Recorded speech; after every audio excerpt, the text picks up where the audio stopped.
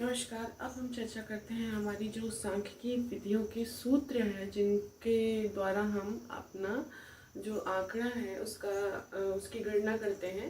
तो प्रमुख रूप से हम बस सूत्रों का ही यहाँ पर अध्ययन करेंगे और एक साथ देखेंगे कि कौन कौन से सूत्र हैं और किस किस प्रकार से हमको उसको अध्ययन करना है। तो जैसे कि आप जानते हैं कि दो प्रकार के सांख्यिकी विधियाँ हमारी यूज़ होती हैं। जब हम रैंडम सैम्पलिंग करते हैं, पैरामीट्रिक टेस्ट होता है, तो उसमें हमारी जो सांख्यिकी यूज़ होती है टी टेस्ट है, एफ टेस्ट है, काई स्क्वायर है। इसके अलावा जब हम नॉन पैरामीट्रिक की बात करें या अप्रसंभाविक हो, मतलब रैंडम नहीं हो, हम अगर बायस होके या किसी उद्देश्य के लिए या किसी विशेष परिस्थिति के लिए हम सैम्पलिंग करते हैं, तो उसमें जो हमारे टेस्ट यूज़ होते हैं उसमें आपका है साइन टेस्ट, विल्कॉक्सन, मान विटनी, फ्रीडमैन, केएस और आपका रन परीक्षण। तो इनके हम सूत्रों को देखेंगे एक साथ। तो आपकी बात आती है टी टेस्ट।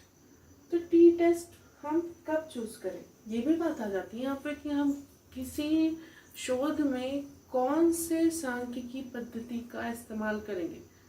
हमको सार्थक अंतर प्राप्त करना है या हमको उसमें सहसंबंध देखना है या हम जो भी रिजल्ट फाइंड आउट करें या जो भी परिकल्पना हमने बनाई उसको टेस्ट कर रहे हैं, तो हम कौन सी विधि से उसका कैलकुलेशन करेंगे। क्या हम कोई भी विधि प्रत्येक शोध में हम इस्तेमाल कर सकते हैं? तो ऐसा नहीं है।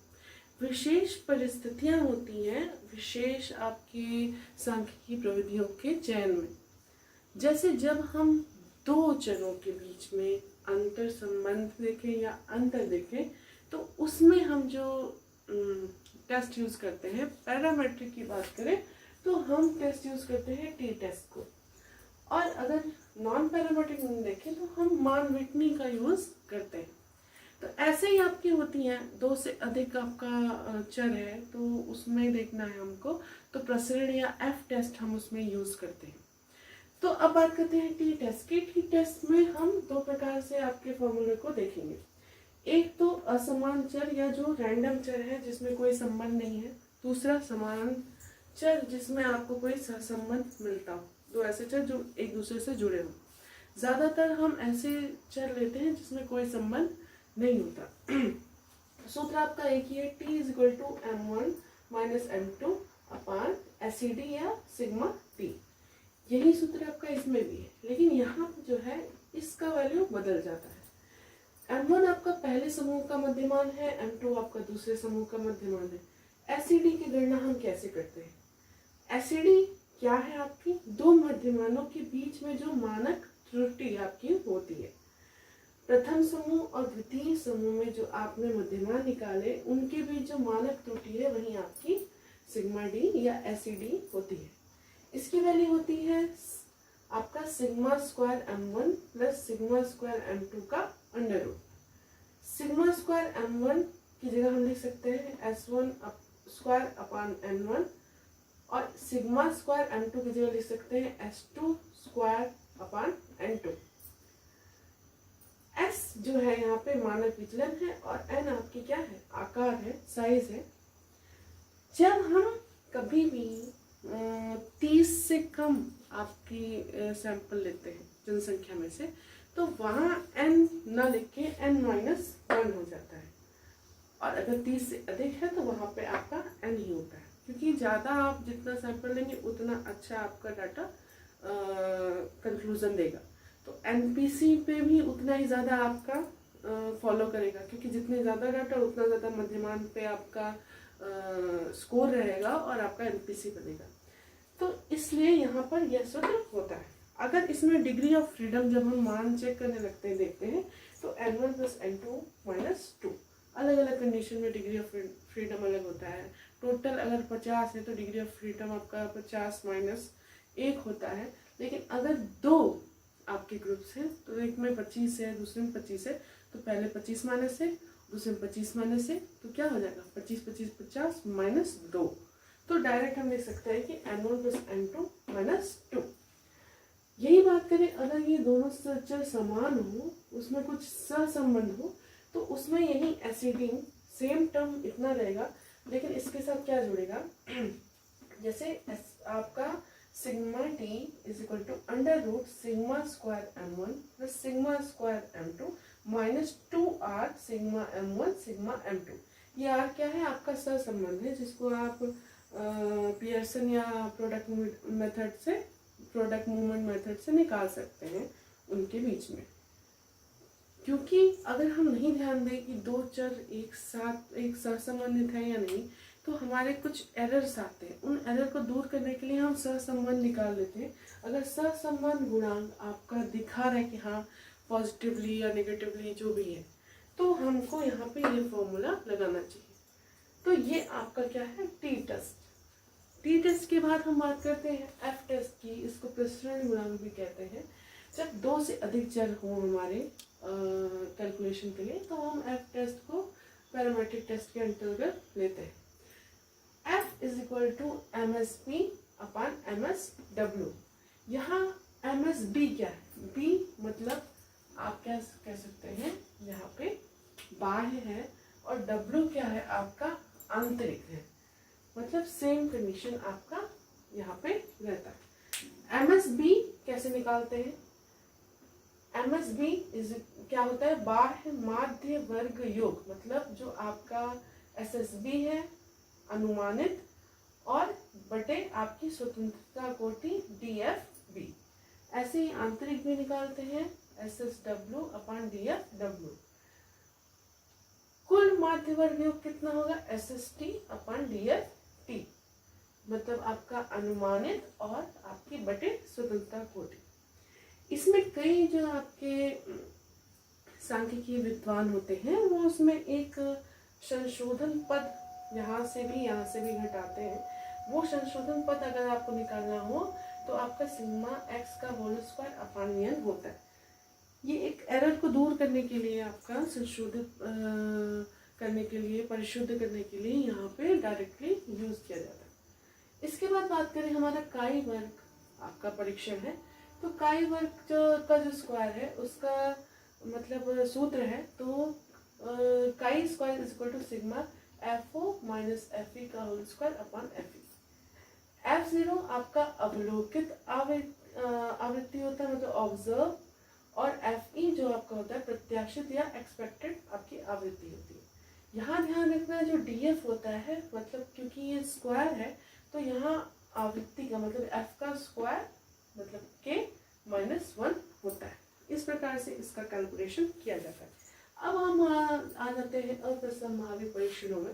तो सबसे पहले चिन्ह या साइन टेस्ट की बात करें, तो इसका जो फॉर्मूला होता है z is equal to 2x plus 1 upon under root n minus under root n। x क्या होता है, यहाँ पे जो हम वैल्यू आपके निकाले रहते हैं, और आपका जो n होता है मतलब कुल संख्या थी, मतलब कुल आवृत्ति कहिए या कुल संख्या कहिए, वह होता है। विल्कॉक्सन सुमेलित जो आपका टेस्ट होता है, इसमें जो फॉर्मूला है z is equal to T minus n into N plus 1 upon 4 upon under root n into N plus 1 into 2n plus 1 upon 24। तो ये आपका क्या यहाँ पे हमको जानना है, n तो आपको पता ही है कि आपका संपूर्ण आवृत्ति या संपूर्ण संख्या है। यहाँ पर t क्या है, t आपका समान चिन्हित क्रमों का छोटा योग है। यहाँ हमने x देखा परिगणित मान, यहाँ हमने t नया देखा, t क्या है, समान चिन्हित क्रमों का छोटा योग। अब हम बात करते हैं मान विटनी यू टेस्ट की। तो इसमें हम निकालते हैं ऐसे u1 plus u2 is equal to n1 into n2। इससे इजिली हमारा निकल जाता है। फिर हम u1 और u2 को क्या करते हैं, कैलकुलेट कर लेते हैं। तो u1 और u2 में इतना ही अंतर है कि यहाँ पे n1 रहता है, यहाँ पे आपका n2 रहता है।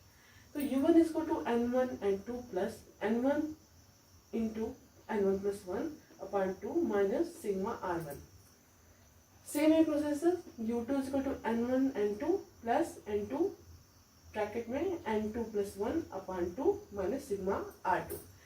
तो जो n आपका जहाँ भी आएगा वो पूरे प्राप्तांक है। तो n1 अगर आ रहा है तो आपका ये प्रथम प्राप्तांक समूह होता है, n2 आपका द्वितीय प्राप्तांक समूह होता है। सिग्मा R1 क्या होता है, प्रथम समूह प्राप्तांक में आवंटित जो क्रम होते हैं उसका योग होता है, और जो सिग्मा R2 है यह द्वितीय समूह प्राप्तांक आवंटित क्रमों का योग होता है। ये आपका मान विटनी टेस्ट का फॉर्मूला है। अगली बात करें हम, अगर फ्रीडमैन रिमार्की टेस्ट है तो इसमें काई स्क्वायर इक्वल टू क्या होता है, यहाँ पे हमको देखना है। Chi square equal to 12 upon N के ब्रैकेट में K plus 1 sigma R I square minus आपका क्या 3n इंटू के प्लस 1। तो यहाँ पे जो आपका सूत्र है इसमें हमको क्या जानना है, ये काई स्क्वायर आप जान ही रहे हैं, यहाँ n समझ ही रहे हैं, प्रत्येक समूह का प्राप्तांक n है, और k क्या है आपका समेत समूह संख्या, और इसमें एक और टर्म है आर आई क्या है, आई में समूह क्रमों का योग। सिग्मा जहाँ भी होगा वहाँ हम पूरा जैसे जो सारणी में जो निकालते हैं उसका सबका समेशन करते हैं। अब बात आती है आपके KS1 सैंपल मेथड की, तो इसमें रो इज इक्वल टू सर्वाधिक F0 माइनस FE बटे N, ये जिस इस टाइप का है, तो इसमें स्क्वायर न रहे तो यहाँ पे क्या, जैसे सर्वाधिक ये माइनस ये अपान n, KS1 सैंपल मेथड होता है। अब बात करते हैं हमारे रन परीक्षक की। रन परीक्षक में जो फॉर्मूला है z is equal to 2r minus bracket में n plus 1 upon under root n into n minus 2 upon n minus 1। तो इसमें आप जान ही रहे हैं कि यहाँ पे आपका n क्या है और r क्या है। तो ये हमारे प्रमुख सूत्र हैं।